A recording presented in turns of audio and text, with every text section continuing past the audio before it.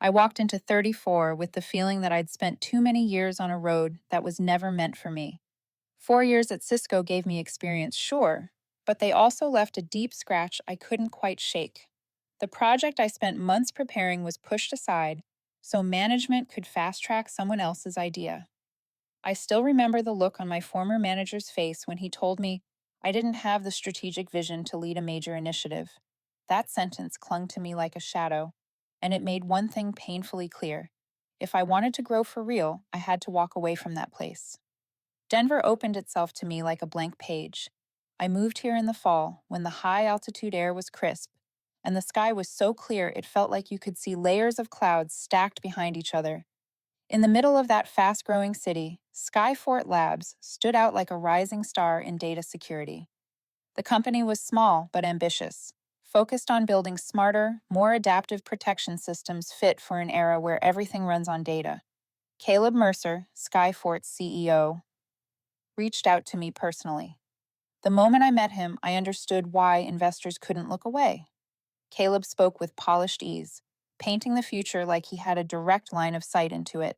He walked into rooms carrying confidence that felt tailored. But beneath that shine, I sensed something hollow, like an actor who memorized the lines but never understood the story. He was the type of CEO who described technology with dramatic flair, yet never touched a line of code. Skyfort brought me in to build something entirely new, what Caleb called the next generation of behavioral security. He wanted me to lead Aegis Trace, a system that analyzed network behavior to detect insider threats before they caused real damage. The moment I heard it, I knew this was the opportunity I had waited years for, a project that needed technical depth and an instinct for how people move through digital spaces. It was what I once tried to build at Cisco, but could never get approved. Those first days at Skyfort moved so fast I didn't notice when the place began to feel like mine. My office overlooked a street lined with cafes and old factories converted into workspaces. In the engineering team, I worked closest with Lila, a young developer overflowing with energy. She looked at me like I was proof that women in tech could reach the top on merit alone. Her admiration felt heavy sometimes, but it also fueled me in a way Cisco never did. And then there was Nate Douglas, the operations director, a man of few words who noticed everything. During our first real conversation, he told me quietly that Skyfort's culture wasn't as simple as it looked. He hesitated, then warned me to be careful with how Caleb staffed big projects. Caleb had a habit of letting others do the heavy lifting, then stepping onto the stage alone when it came time to face the investment board. Nate didn't say more. Didn't criticize him outright, but I knew he meant every word. I thanked him, trying to push the unease aside. I wanted to believe this time would be different. But I've never been someone who ignores the small signs. While developing Aegis Trace, I spent countless hours reviewing input data changes, Caleb's shifting requests, and our internal feedback. I didn't see anything wrong. Not until that night. I was working late, checking the behavioral prediction algorithm. It was 2 in the morning. The office was dark and so quiet I could hear the vents humming. I was about to shut everything down when I noticed an unusual system access log, a login at exactly 1:43 in the morning from an admin account I didn't recognize. At first, I assumed it was a virtual task or some automated process, but when I dug deeper, my heartbeat slowed.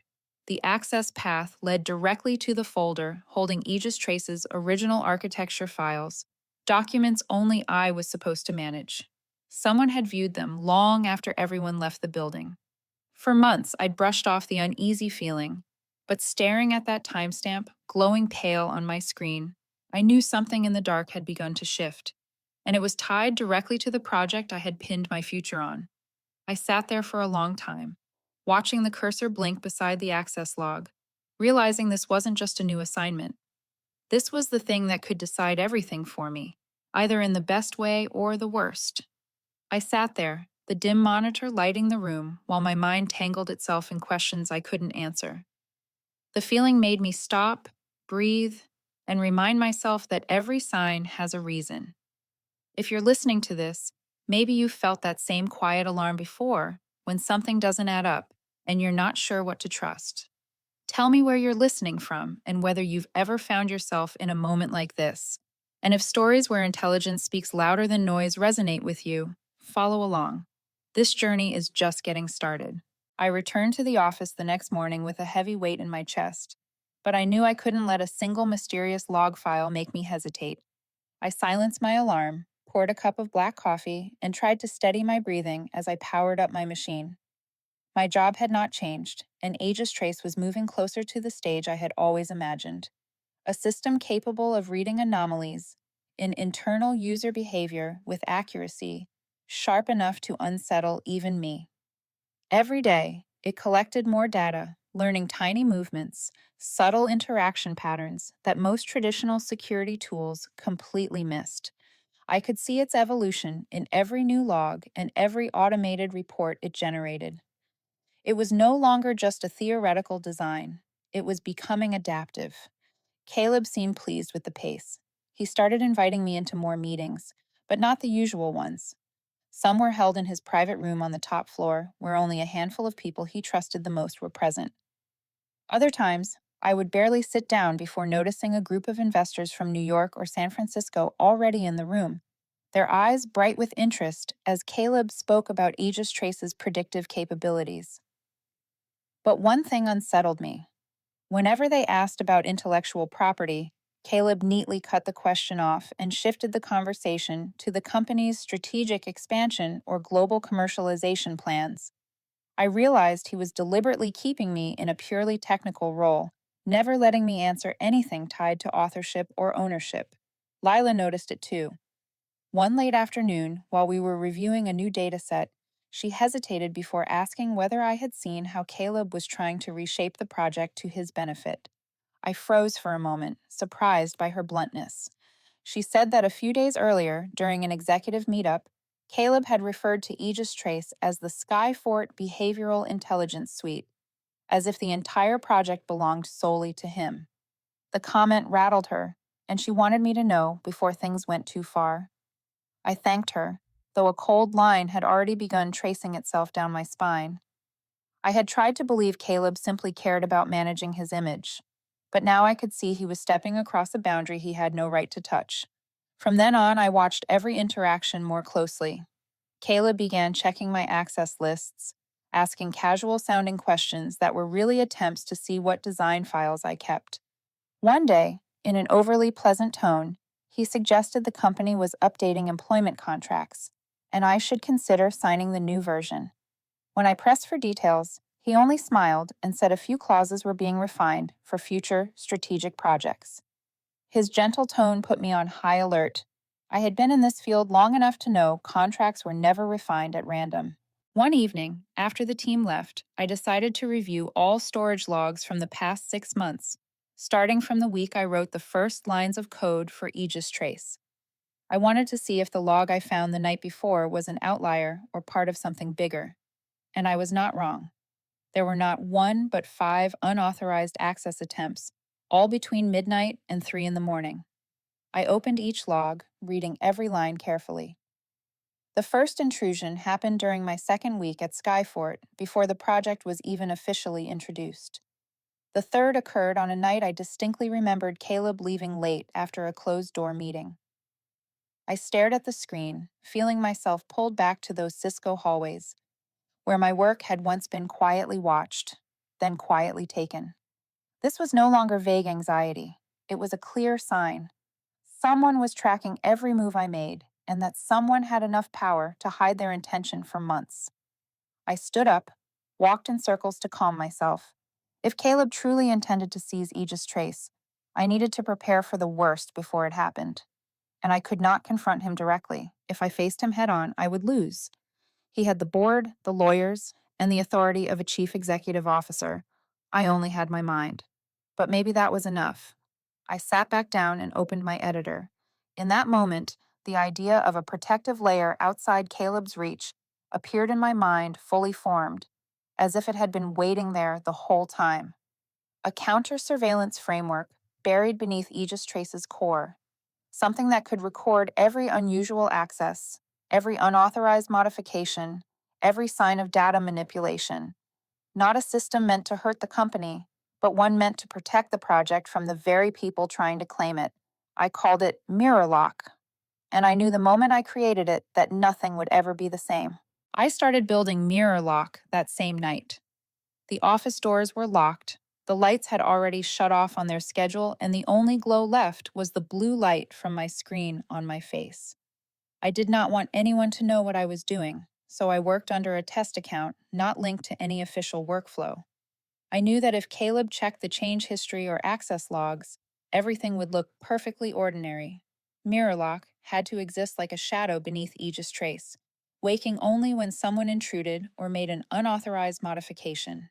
I began with the foundational code, creating a dual-layer monitoring mechanism running below the primary system. Mirror Lock did more than log who accessed the system. It captured their exact actions, every file they opened, every parameter they adjusted, every packet they moved. It was like a second mirror reflecting the entire internal activity of the system, but visible only to me when something went wrong. I refused to let it send alerts publicly. That would raise suspicion. Instead, MirrorLock sent reports to a private encrypted folder that only I could decrypt. While building MirrorLock, I stumbled on things that weighed heavily on me. One of the first items was an email Caleb sent to a technology partner in Chicago. The message discussed Skyfort's plan to restructure the engineering group, especially the role of lead for Aegis Trace. He wrote that the company needed someone with a broader view of commercial strategy and that Elena might be better suited as a technical advisor. I stared at that sentence for a long time. Every word dragged me back to Cisco, where I was pushed aside the moment my project began showing promise. But that was only the beginning. MirrorLock kept gathering data, and within a few days, I had enough material to see Caleb's intention clearly. A document in the internal repository had been altered. The version Caleb uploaded had sections of core architecture removed and replaced with vague descriptions, as if he planned to convince investors that the critical parts came from him. I compared versions, line by line, and saw how carefully he was trying to hollow out the project. He was slowly moving me out of the center of Aegis Trace by erasing my role in the technical documentation. Then MirrorLock sent another report. This time, it flagged a sequence of unauthorized commands injected into Aegis Trace's codebase. These commands touched areas that only I should have access to. Caleb had admin permissions, yes, but he had no reason to enter the core unless he intended to modify the system outside the security process. I read every command with a mix of anger and disappointment.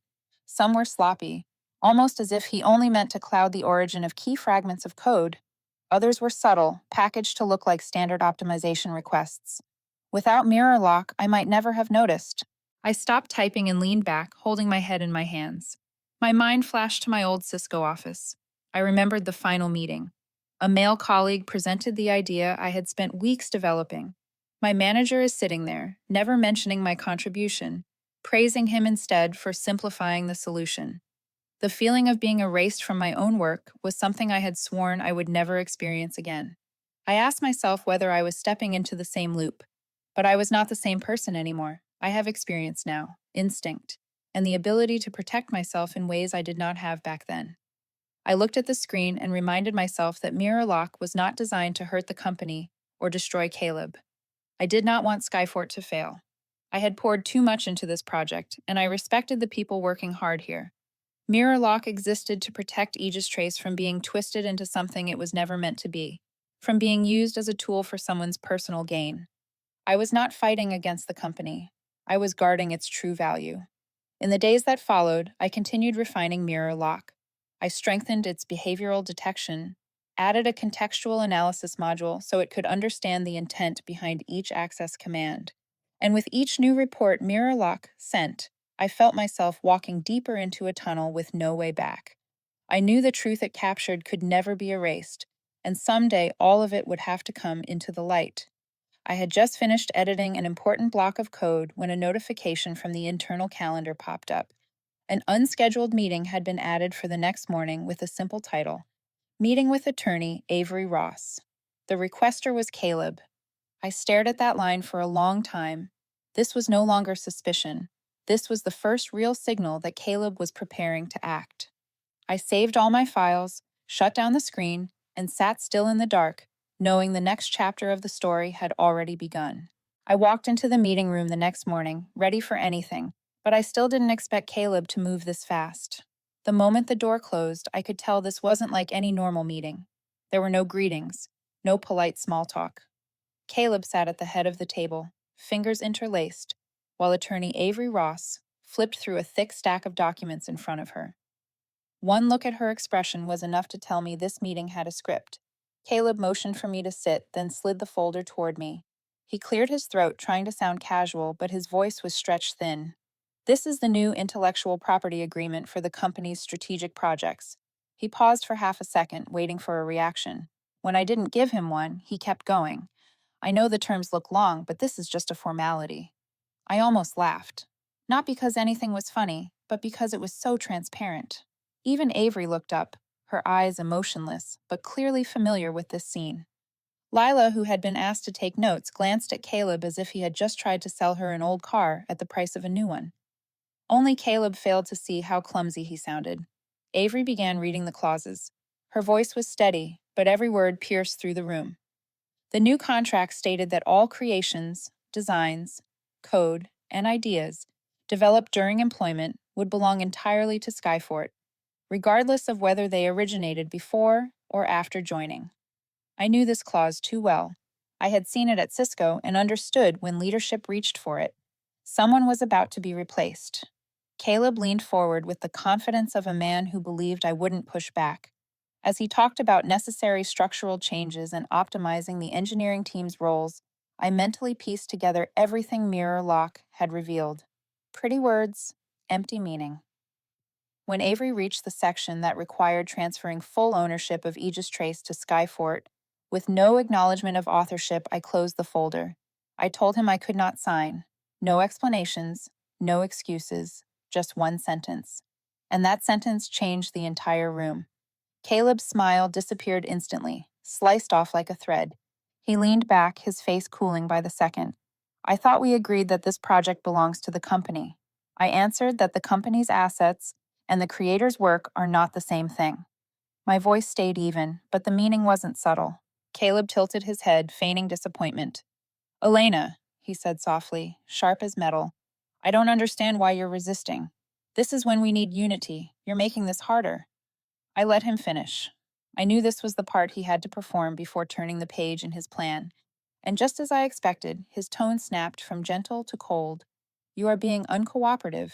This is a strategic project, and you cannot act as it belongs solely to you. If he thought I would argue, he was wrong. I just looked at him with calm eyes. The silence was enough to unsettle him. Avery glanced between us and quietly set the contract aside as if she knew this moment marked a shift. The meeting ended with Caleb announcing that my access would be temporarily suspended during a role reassessment. Anyone in tech knows what that phrase means. The first step toward removal, or at least toward stripping me from the project. I accepted it without reaction. I rose, smooth and composed, gathering the papers even though they meant nothing to me. As I reached the door, Caleb added one last line, wanting to be sure I understood my place. I hope you take some time to reconsider before we speak again. I turned back. It lasted only a second, short enough to miss if you weren't paying attention. But I saw it, that familiar glimmer of smug certainty on his face. He truly believed he was controlling the entire story. I smiled, just a small smile, but enough to make Caleb's eyebrows pull together as if he had sensed something slip outside his calculations. I walked out of that room with that smile, not a defiant one. The smile of someone who knows everything is moving exactly according to a plan she prepared long ago. And Caleb had no idea that I already held everything I needed for whatever move he made next. The demo took place on Friday morning in the largest conference room at Skyfort, the room Caleb loved using whenever he wanted to showcase what he called the future of technology. I arrived earlier than usual, not because I wanted to be part of it, but because I wanted to see how he planned to stage his performance. My access to the project had been suspended, but that did not mean I was barred from standing in the room. Lila saw me walk in, startled for a second, then hurried over to whisper that Caleb had been rehearsing this presentation all week, treating it like his golden moment in front of the investment board. More investors showed up than I expected. Faces from the biggest funds in New York, San Francisco, and Austin lined the rows, all focused on the massive LED screen. Caleb stood in the center of the room as if the lighting existed just to hit him. Gray suit, razor sharp smile, a stance so confident you would never guess that only yesterday he was pressuring me to sign a new contract. He opened with a polished speech, describing Aegis Trace as a security system with decision-making intelligence, using technical sounding phrases that meant almost nothing. Every line he delivered fueled the room, and I could feel his satisfaction each time an investor nodded. I stood at the back of the room, quietly watching. Caleb did not mention my name, did not mention the team, did not mention the long nights I spent alone writing the code. He presented Aegis Trace as his creation, and I knew this was the moment he had been building toward. What he did not know was that beneath the shine of his performance, Mirror Lock had been waiting. The demo began. The screen displayed a simulation of a large internal network where Aegis Trace would analyze user access, detect anomalies, and forecast potential risks. Everything looked normal for the first few minutes. Device identification, user behavior checks, weak signal detection. Caleb kept glancing toward the investors, and each approving nod only fed his confidence. At the 7th minute, the screen flickered. Small, so subtle that no one else noticed. But I did. That was Mirror Lock waking up. The flicker expanded into a stream of scrolling data. A red alert blinked. Aegis Trace detected unusual internal activity. The room fell silent, eyes shifting from the screen to Caleb. He gave an awkward smile, saying it was part of the test. But then the first report appeared. Not a system error, a record of an unauthorized access to the core design folder at 1:43 in the morning. The name of the user is displayed clearly. Caleb Mercer. I heard someone inhale sharply in the front row. Before the alert faded, another report surfaced. An email, scanned and attached to the projection window. The email Caleb had sent to the Chicago partner, stating he was looking to replace me and preparing to claim ownership of Aegis Trace. I remembered every word from Mirror Lock, but now it was laid out in front of the entire investment board. Caleb went pale. He tried to shut down the demo, but the system did not respond. Mirror Lock was designed so that any unauthorized command during demonstration mode would be ignored. More altered technical documents appeared, including the manipulated versions Caleb had quietly edited. Someone near the screen asked him if this was a malfunction. Caleb stammered that it must be a test system glitch. No one believed him. Lila stood only a few steps from me. Her eyes were wide, not because she knew I built this, but because the truth was inescapable. She instantly understood Aegis Trace was not malfunctioning. It was simply doing what it was built to do: expose internal threats. I stayed silent, watching as the screen did the speaking for me. Caleb kept trying to block the feed, but the more he tried, the more Mirror Lock revealed. Then the final blow: an internal ethics report, unauthorized access, improper document modification, intentional restructuring to alter authorship, everything stamped with time, location, and command trails. In minutes, Caleb's confidence collapsed. His eyes jumped from face to face, searching for someone to blame, but everyone avoided him. What they saw was not a technical bug, it was proof. Concrete evidence of an attempted takeover. Any chief executive officer in the startup world knows this truth. Losing credibility in front of an investment board during a major demo is like signing your own exit papers. Caleb knew it. I saw his hand tremble as he tried to tell them it was an odd misunderstanding. No one answered him. The demo ended in a silence stretched tight as a wire. I walked out before anyone else, not looking back. I had no reason to stay in that room.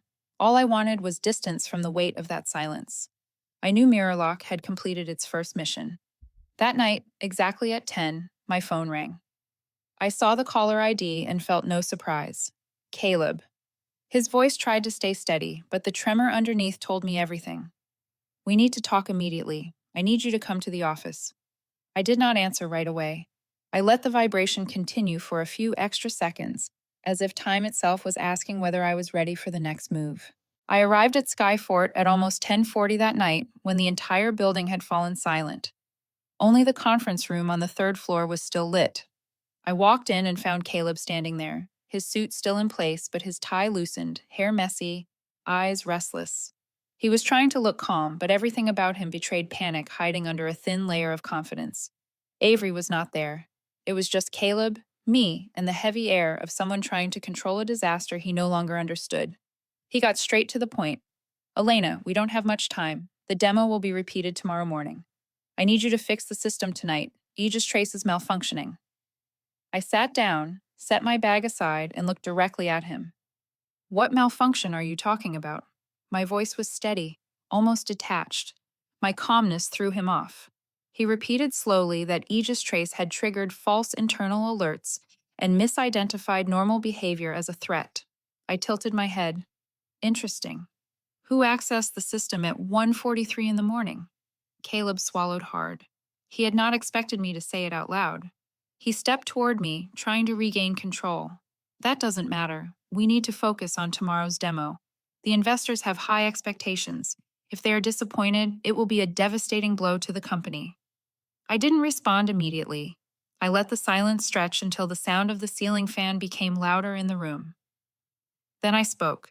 Caleb, you are asking me to fix a system you tried to remove me from. I cannot repair something I am not allowed to touch. He opened his mouth to explain, but I raised a hand slightly to stop him. Then I asked one more question, slow and precise. If I fix the system, will you continue presenting Aegis Trace as your creation tomorrow? Caleb went quiet. That question cracked the first line in his facade. He knew I had seen everything, and he knew Mirror Lock had documented all of it. I stood up, adjusted my coat, and walked to the table. I spoke clearly, each word landing with weight. If you want Aegis Trace running perfectly tomorrow, I will fix it, but I need 3 things. First, acknowledgement of my authorship. Second, an ownership percentage equal to my contribution to the platform. Third, a seat on the executive team with authority over technology direction. Caleb laughed. A short, tense laugh, the kind someone makes when trying to hold on to the last piece of pride. You are asking for too much, I answered immediately. I am asking for what is mine. That was the real beginning of the fight. He said I did not understand the company's interests, that I was acting like an employee driven by ego. He used all the polished phrases CEOs love to use when they want to mask selfish intentions. Strategic vision, market opportunities, scaled growth. Lines meant to sound wise but empty when pressed against the truth. I reminded him that ethics was not an accessory to wear during a presentation. I said a company could not be built on stolen work, and that if Skyfort truly valued transparency, then Aegis Trace could not be built on deception. His face flushed. My words landed exactly where he was weakest, being seen for who he truly was. The argument went on for a few minutes until the door opened. Henry Watts and 2 board members walked in. I had no idea they would be there, but Caleb did. He told them I was making things difficult and refusing to fix the system. Henry looked at both of us, then asked Caleb to explain the technical problem. Caleb struggled through an explanation, and in that moment, I watched the board realize he did not understand the system he had bragged about for months. Henry turned to me. Can you explain the issue? I answered with one sentence. The system is not malfunctioning. It is accurately reflecting internal behavior. The board exchanged glances. One of them asked Caleb if Aegis Trace was truly his own achievement, as he had claimed. Caleb tried to stay calm, but every word trembled. Henry was more direct. We do not care who built it. We care who can keep it running. One sentence flipped the entire balance of the room. Caleb realized he could not win right now. He reluctantly agreed to let me repair the system overnight and save the ownership discussion for the following meeting. But what I saw in his eyes was not acceptance. It was resentment and calculation. When the board left and I gathered my things, I saw Caleb rush into the hallway, pull out his phone, and call someone. He kept his voice low, but not low enough. I heard the name, Avery. I did not need to hear the rest. I already knew what he was preparing. Caleb would not surrender. He would use lawyers, contract clauses, and every loophole he could bend to strike back. I just stood there, staring down the long, dark corridor, knowing the real battle had only just begun. I did not sleep that night, not because I was anxious, but because I knew Caleb would not let go of the humiliation he suffered in front of the investment board. Men like him, when their power is threatened, always react with the same instinct: attack back. And just as I expected, the moment I walked into the office the next morning, the atmosphere had changed. Strange glances from a few employees I barely spoke to, not hostile, just cautious, enough for me to know something had spread after last night. I did not have to wait long to learn what Caleb had done. Lila rushed to my desk the second she saw me. Her face was pale. She opened her laptop and showed me an internal email sent from Caleb's account. In it, Caleb claimed I was experiencing an unstable psychological state, that I had caused tension within the team, and that I might have unintentionally made Aegis Trace unstable recently. The email was written in a neutral tone, ending with the phrase, "All information will be further verified," making it sound like he was merely concerned about me. But everyone knew this was a way to plant suspicion without evidence. I finished reading, then looked up at Lila. She said Nate had received it too and was furious. Her own hands were shaking from anger. I thanked her and told her to continue working as usual. She looked at me as if wanting to ask whether I was hurt. I smiled. I had already seen this coming. Within hours, rumors spread through the company. Some whispered that I had caused system failures. Others said I was going through personal issues. They did not fully believe it, but they had no reason to reject it either. Caleb was the chief executive officer. I was the person whose access had been suspended. He knew exactly how to use soft power to damage someone's credibility. I checked Mirror Lock, and within minutes, the system flagged 3 emails Caleb had sent directly to selected board members. The content was almost identical: implicit accusations that I had intervened incorrectly, possibly endangering company progress, and that the board should reconsider whether my role was still appropriate. He used careful phrases like "further evaluation needed" and "we must remain cautious." But the intention was clear as daylight: not just emails. Mirror Lock logged more. A fabricated system error report was placed in the internal directory under my name.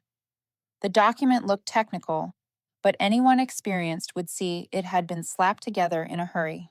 Still, to those not familiar with the system, it would look convincing. Caleb had built a wall of technical language to hide his motives, and he clearly thought it would sway the board during the next meeting.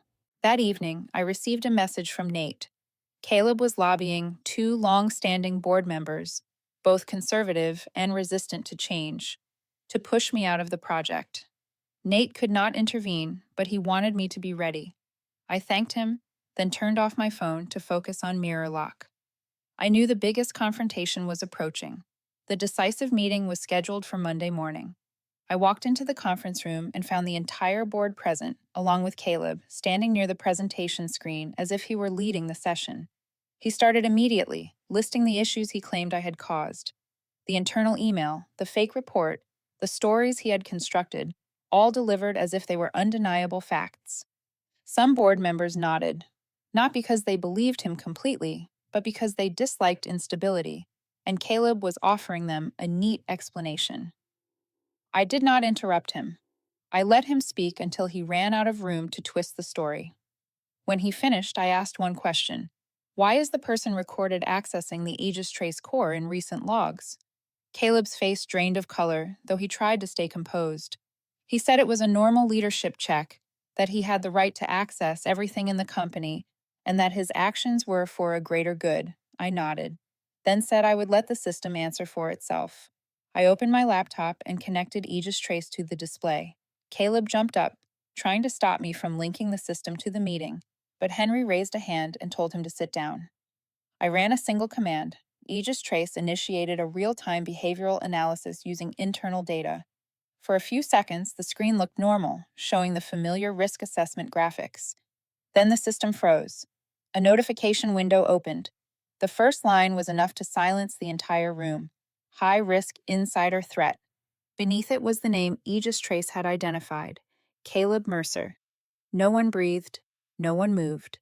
Aegis Trace displayed its reasoning: unauthorized access, document manipulation, system parameter changes outside the protocol, intentional data alteration, each item stamped with time, location, and device, all of it captured by Mirror Lock. Caleb jumped to his feet, shouting that the system was broken, that I had sabotaged it, that this was defamation. But no one responded. They looked at him the way people look at a truth they did not want, but could no longer deny. Henry closed his eyes for a moment, then exhaled like marking the end of something. He stood, his voice steady and final. "Caleb, please step outside. We need to vote in private." Caleb turned toward me, eyes full of rage and desperation. I simply met his gaze, silent. He walked out in a heavy quiet. The door closed behind him like a verdict everyone already knew. I sat down, waiting, and I knew this moment would determine not only Caleb's fate, but the future of Aegis Trace, and my own. I sat in the conference room in silence, hearing only the faint rustle of paper as Henry turned a page in his notes. The door that had closed behind Caleb still trembled slightly, as if the room had just released a pressure we had all carried for months. No one spoke in the first few seconds. The board needed time to breathe, to accept that their chief executive officer, the man they had trusted, invested in, and protected, had just been flagged by the system as a high-risk internal threat. Henry asked for the screen to be turned off so no one would be distracted by the reports still glowing against the dark background. When the light dimmed, he looked at each board member and signaled the start of the vote. I was not part of it, of course. I simply sat there with my hands clasped, keeping my breath steady, while each nod or shake of the head landed in front of me. The vote ended faster than I expected. The moment the secretary set down her pen and Henry turned toward me with a look that already carried the conclusion, I knew the result before he said a word. The board unanimously voted to remove Caleb Mercer from the chief executive officer position, effective immediately. There were no congratulations, no celebration, only a quiet that felt both heavy and necessary. The end of an era, even a broken one, always leaves a hollow space behind. Henry called Avery Ross into the room. She entered with a folder in hand, her face expressionless, though I recognized the exhaustion in someone who had witnessed everything from behind the scenes. As she opened the file, her voice was calm but sharp, like a blade honed with deliberate care. "This is the internal surveillance record collected from the system Elena built. It includes every unauthorized access, document modification, and correspondence related to the attempt to alter project ownership." Avery read through each item without skipping a single detail. The evidence was so clear that Caleb would not have been able to argue even if he were standing in the room. Every action carried timestamps, IP addresses, file versions, and full edit histories. Undeniable, unspinnable, unhideable. That file was the final line Caleb could not escape. When Avery closed the folder, Henry turned to me.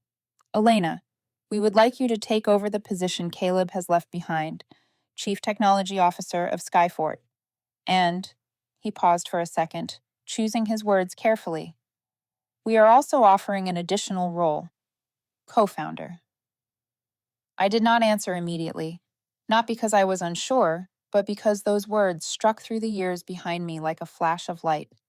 I remembered being 25 at Cisco, all the times I had been dismissed, the moment my first project was taken from me. And now here I was, invited to stand at the center of a company about to start a new future. I nodded. The entire room exhaled at once. The meeting ended in a calm I had never felt inside Skyfort since the day I joined. I walked out and headed down the long hallway to the engineering wing. Lila was waiting there, her leg bouncing, her face tight with nerves. When she saw me, she shot to her feet. "How did it go?" "I only needed one sentence. It's done." She let out a small, contained scream of relief. A few coworkers turned, understanding instantly what had happened. No one spoke loudly, but smiles, nods, and light touches on the shoulder spread across the room like a quiet wave. Lila proudly held out a donut she had bought that morning, but had been too anxious to eat. She said it might as well be a victory gift now. I laughed, finally feeling the weight in my chest lift after weeks of relentless pressure. The next day, I officially stepped into my new office, but didn't stay long. I went back to the engineering floor, where I felt most like myself. I began dismantling the old processes Caleb had enforced. No more vague meetings, no more decisions made behind closed doors, no more hidden agendas. I rewrote Skyfort's operating principle. A technology company must be as transparent as the system it builds. I spent time meeting with the teams directly to make sure no one worked under fear or manipulation anymore. Every major decision was shared openly with the people who actually needed to know. Lila told me the air in the company felt lighter, as if the invisible wall Caleb had built had finally collapsed. That afternoon, as I was reviewing Aegis Trace's training logs, a notification flashed across my screen. An orange alert. Not an internal issue. A warning from a client's live environment. An abnormal behavioral pattern rising at a pace far above normal. I pulled my chair closer. Lila noticed the change in my expression and rushed over. What is that? I stared at the alert. A cyber attack was beginning, not a test, not a simulation. This was real, and it was coming fast. I opened the full report. Lines of data streamed upward. Within seconds, the system identified the source. This was not an amateur group. I stood up immediately. Call the team. We have a situation. The battle in front of me was no longer internal politics. It was a real fight. The fight Aegis Trace was born for, and it was arriving on my very first day in command. The cyber attack hit faster than anyone could react. Within minutes, the partner bank system Skyfort was being supported in its trial phase, registered hundreds of abnormal access attempts from an international hacking group. Compressed, masked, high-level encrypted data streams surged in like waves. A few seconds too slow, and their entire real-time transaction network could have collapsed. I stood in the center of the engineering room, surrounded by faces trying to stay calm, though the tension in their eyes said everything. This was the first time Aegis Trace faced a real attack, not a simulation. But I trusted what I had built. I ordered all advanced behavioral prediction modules to open. Aegis Trace began scanning in real time, packet by packet, anomaly by anomaly. Unlike traditional security systems that react after an attack hits, Aegis Trace analyzed each behavior to predict the next strike. Within seconds, it identified the vulnerability the attackers were exploiting and generated a countermeasure to cut them off. The room watched as the attack stream weakened, then broke. Unauthorized access attempts were severed one by one. 3 minutes later, the status bar shifted from red to green. Attack contained. The entire room exhaled at the same time. Lila collapsed into a chair, hands over her face, laughing while tears still clung to her eyes. I stayed still, staring at the screen, feeling a weight I had carried for months finally lift. The partner bank reported no losses, no fraudulent transfers, no damage. Without Aegis Trace, they might have lost hundreds of millions of dollars in under an hour. News spread quickly, faster than anything Caleb had ever tried to hype. Tech outlets ran headlines about a small Denver startup achieving what major enterprises had only promised, but never proven. Skyfort became the example of a transparent, practical company, with technology nearly 5 years ahead of the market. The investment board sent congratulations. Potential clients asked for meetings as soon as next week. The company felt alive again. In the middle of all that recognition, I received a personal email from Henry Watts. Just a few lines, exactly his style. He said the way I handled the attack, calm, grounded, without blaming anyone or trying to steal the spotlight, proved why the board placed their trust in me, and that sometimes a good leader does not need a stage, but only needs to be present when people need them. That quiet acknowledgement meant more to me than any public praise. It was the most American form of recognition. Few words, all truth. That afternoon, instead of going into the new executive office, I walked straight back to the small room where I had spent countless nights writing the earliest lines of Aegis Trace. The room was small, a bit old, lit by a warm yellow bulb, but it held everything that shaped me. I chose to keep working there, not out of disrespect for my title, but because I wanted to remember that my strength had never come from a position on an org chart, but from the skill and integrity I carried from the first day I entered this industry.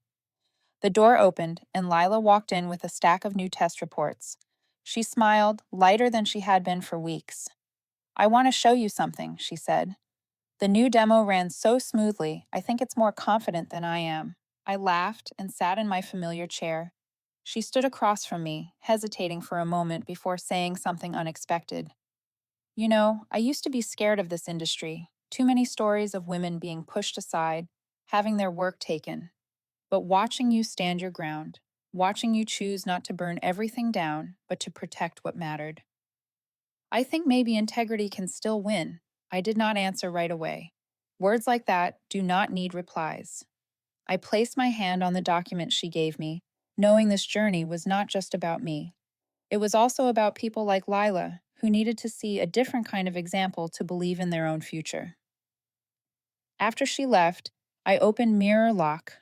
The familiar status appeared in the corner of the screen: threat level, neutral, system integrity, protected. I leaned back and closed my eyes for a few seconds. For the first time in months, I felt peace. Not because the danger was gone, but because I knew I had stood on the right side and stood firm. At the end of the day, as I prepared to shut down, I opened a private document I had kept for a long time, a letter to myself, something I wrote for moments when resolve felt fragile.